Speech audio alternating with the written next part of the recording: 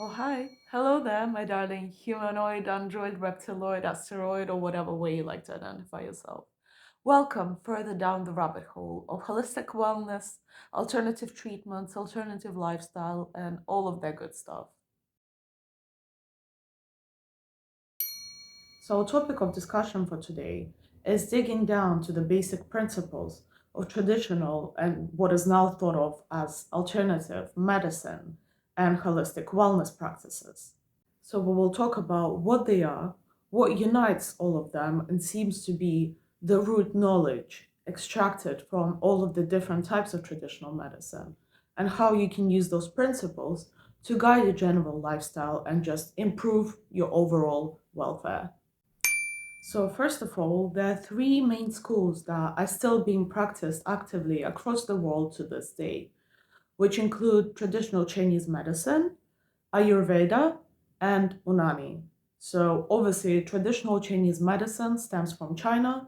Ayurveda is the Hindu tradition of healing, and Unani is the Iranian and Middle Eastern tradition that really stems at the root base from Greek traditions of healing.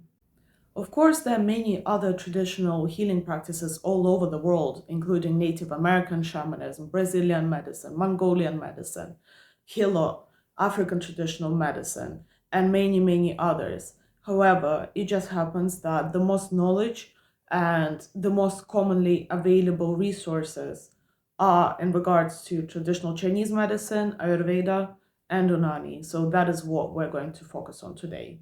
So, first of all, traditional Chinese medicine is obviously thousands and thousands of years old and has actually changed very little throughout the ages, which is why it seems to be a very trusted source of knowledge about how to heal the body and maintain a high quality lifestyle.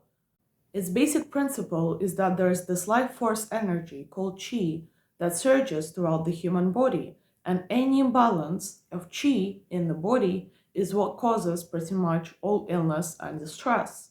This principle of qi is also what seems to make traditional Chinese medicine so great, because the basic concepts of Buddhism and Chinese traditions implied that this life force, qi, is not just internal to the human body in particular, but is inherent to all of existence. Therefore, human welfare has been viewed in a transpersonal manner throughout thousands of years by Chinese sages. And you could even say that the modern conceptions of wellness that include the key six or eight or nine main points of consideration actually take root from this teaching of human welfare being transpersonal that dates all the way back to those thousands of years ago in China.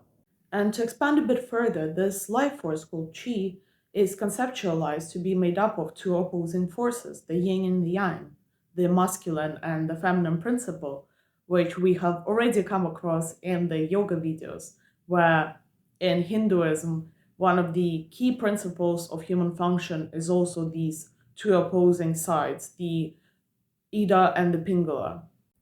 And so, because the ancient Chinese believed that a human is just a microcosm of the surrounding macrocosm, they further believed that therefore humans are made up of the same key factors, the same key elements that the rest of the universe was conceptualized to be made up of at the time. And these five key elements include fire, water, wood, earth, and metal. And as you can see on this lovely little graph right here, each one of the elements within the human body corresponds to a particular set of characteristics, particular body parts, organs, and attitudes that are attributed to this element in the positive and in the negative state of being. And within the body, these five elements interact by either generating each other or controlling each other. And therefore, when a certain treatment is prescribed to an individual, it is usually done in a way that either subsides one of the elements if there's too much of it, for example, which is shown through the symptoms that a person is displaying, or to increase the amount of a certain element in order to increase the strength of a particular organ or attitude within the individual. Now, Ayurveda, which is the traditional Hindu healing practice, actually has evolved for just as long as traditional Chinese medicine, if not longer. And now, if we look at the general principle, it may seem to be kind of similar to that of traditional Chinese medicine, where it is thought that the human body is made up of a balance of five key elements. However, there's a slight variation from that of the Chinese thought, which is that the elements include fire, water, earth, but instead of the other two elements, it includes air and ether. And these five elements are thought to come together to make up the doshas within the human body. And the doshas are the Pitta, Vata, and Kapha dosha. And in Ayurveda, the doshas are thought to be responsible for the creation, maintenance, and elimination of bodily tissues, as well for the psychological aspects of the individual. So when the doshas are in balance is when the human is all well and healthy. Whereas if one of the doshas takes over and increases too much, that is what causes disbalance and therefore should be treated because as a consequence, it causes all sorts of physical, mental, and lifestyle problems. So similarly to the yin and yang principle in traditional Chinese medicine, Ayurveda focuses on balancing out what fell out of balance, you could say. Another way that the two schools of healing resonate is that each one of the elements in Ayurveda is also corresponding to particular attitudes, organs, and other descriptions of the human body. However, the diagnosis of the individual is approached in a tiny bit of a different manner, whereas in traditional Chinese medicine, the practitioner just goes straight into determining what is the balance between the particular elements within the body. In Ayurveda, the practitioner actually determines what the dosha balance is in particular. And now the fun bit, Unani, which is a Persian-Arabic tradition of healing, although it is originating in what is now the modern day Iran, so once again, Persia and Central Asia, the term Unani or Unani actually in the original language means Greek because the original teachings stem from ancient Greece, in particular the teachings of Hippocrates. So the Hellenistic basis of Unani is still visible today as it is based on the four humors, which is similar to that of traditional Greek medicine. The four humors being phlegm, blood, yellow bile, and black bile.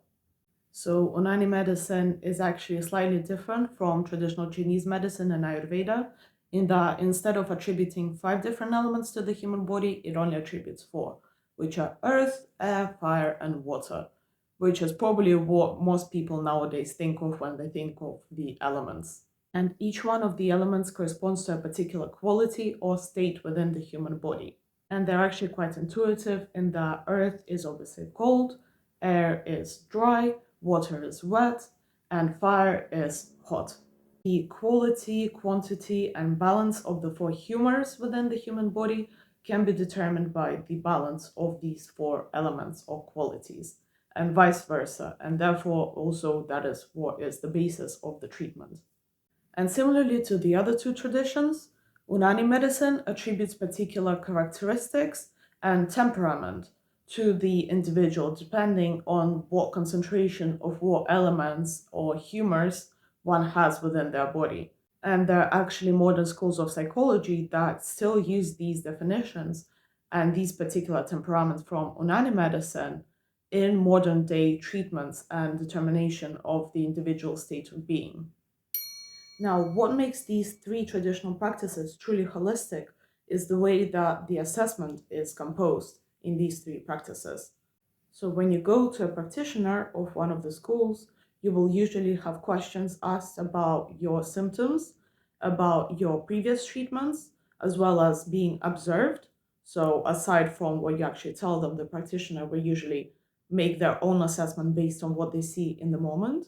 They will also evaluate your temperament or characteristics, medical history, diet, sleeping patterns, emotional well being, and a particular area of interest in all three schools is actually the digestive system. But from my personal experience from the three different types of treatment and medicine, there is a slight difference in what is paid most attention to. So, whereas in traditional Chinese medicine, what usually seems to be the most taken into consideration is the momentary state of the person, especially the physical attributes, including the smell of the person. In Ayurveda, on the other hand, what is paid more attention to are the general attributes of the person, their general physical attributes and preferences and lifestyles. While in Unani medicine, what is most paid attention to is the temperament of the person, so their characteristics as an individual, not so much in the physical sense as in the psychological and attitude sense. And when it comes to treatments, the three different modules actually resonate a lot, where the three main principles are lifestyle changes, dietary changes, massage therapy, some sort of physical exercise, as well as herbal remedies and herbal medicines. However, the difference between the three practices is that in traditional Chinese medicine, there's also the practice of acupuncture, which has proven itself, to me at least, to be extremely effective. And the form of physical exercise that is encouraged is Tai Chi or Qigong, in addition to obviously meditation. Then in Ayurveda, there is no tradition of acupuncture. However, there is more attention paid to the spiritual aspect of the individual, and the physical exercise of preference is the world famous yoga. And Unani medicine seems to have a particular affinity for herbal remedies in particular, which is kind of similar to traditional Chinese medicine, which also has a very vast practice of herbal remedies. But in Unani, it is so much more incorporated into the culture and into the general diet, as well as the main module of treatment being the massage therapies, in contrast to, for example, acupuncture in traditional Chinese medicine. But you can read a lot more about the actual detailed assessments and treatments of the three schools of healing on my website in the blog post, link down below. Yes, I finally published the website. Can you imagine what an achievement? Because hopefully so far this introduction has given you some kind of an indication of which particular practice seems to be more in resonance with you and your lifestyle and your preferences. But now let's get to the actual key point of the video, which is how can you already incorporate that knowledge of getting to know these three schools and even just basic concepts into your daily life right now, especially to increase your mental health, which is essentially, at least in my experience, what everything else in your life stems from. So, as we have just outlined, the key to human welfare that is proposed by all three schools of medicine is balance. Balance between the elements, the humors, the temperaments of the body, or anything else. Everything just goes down to finding balance within the self and incorporating practices in your life and leading a lifestyle in such a way that anything that you do comes into balance. So, through self reflection, self awareness, self observation, and self analysis, we can actually start to track our own tendencies in our daily life before even going to a professional practitioner. And depending on our tendencies and what we have observed, our characteristics, attitudes, and lifestyle to be like, we can start to compensate whatever is in excess or there's too little of in our life by incorporating the opposing practice. So, this is kind of the scale or the pendulum effect, you could say. But so, to even the scales, unfortunately, life is not that simple. And what usually happens is that the law of the pendulum, look up Hermetic principles if you want to know more about this law of life, law of nature. What usually happens is that when you start to compensate something in your life, there's at first a tendency to go much further in the opposite direction. So, the most common example can be given in fear. So, let's say you have a fear of public speaking. What is the best way to heal that fear of public speaking? It is to go and practice public speaking. You literally cannot do it any other way. Or let's say you have a problem of being overweight, lethargic, not moving enough, so on and so forth. What do you have to do? You have to go and start exercising. And that might seem easy enough at first, but the thing is, humans tend to really overextend themselves when the problem is major enough. And finally, humans don't tend to notice a problem or pay attention to it or seek treatment for some kind of problem until it gets major enough.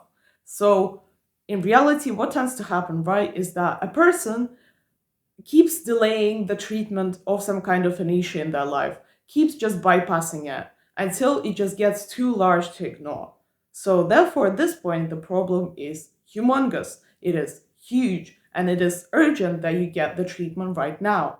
And so, in solving that problem, because the problem has been so huge, the person just wants to get better so much that they end up doing everything to get better and therefore overextending themselves in chasing to get better. And so, what happens as the result? The pendulum swings the other way. So, you used to be, let's say, extremely lazy and lethargic. You end up becoming obsessed with exercise and obsessed with working out and staying active. Let's say you used to be extremely fearful of social situations, but then swing, you end up becoming obsessed with being social. You become a social butterfly, so on and so forth. And the thing is, when the pendulum swings the other way, you also can get problems. And so essentially, you just go through a period of healing by just swinging in all sorts of directions. So, this principle of the pendulum really, really applies to healing when it comes to especially mental health and attitudes in life. But don't worry, it doesn't swing forever. Eventually, this swinging in between the two extremes is exactly what causes one to finally find a balance.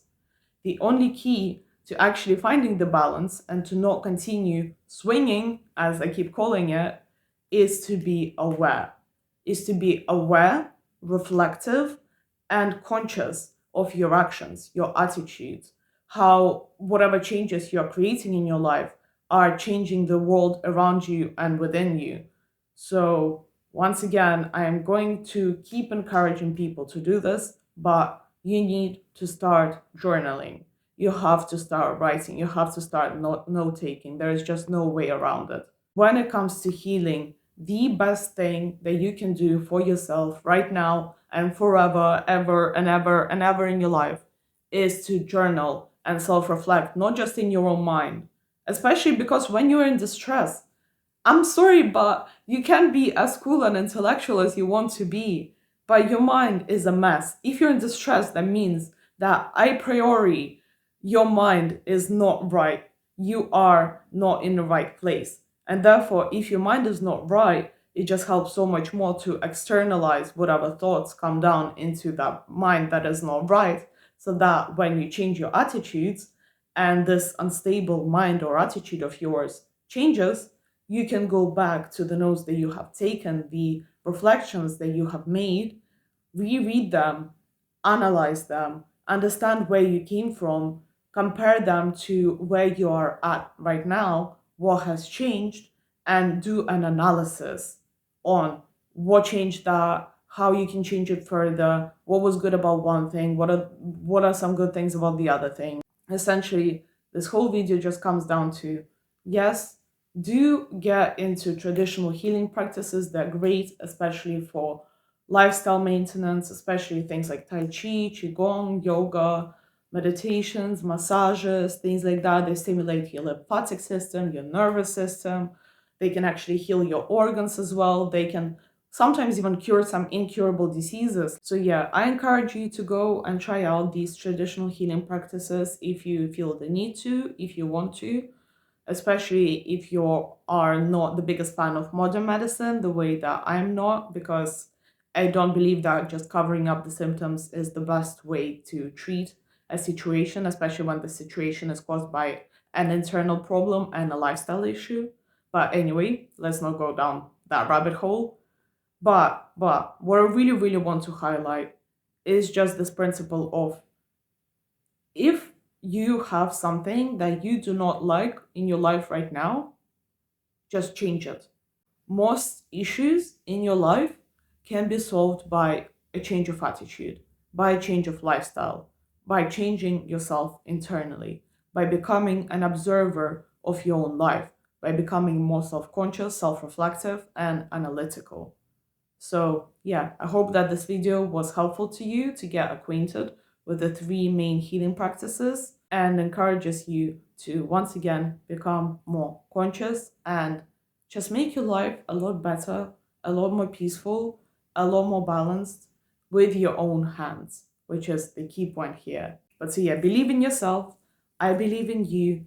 Do all of the things that you need to do, and just be present, be conscious, be self-reflective, and enjoy yourself. Strive for peace and balance. And I'll see you around.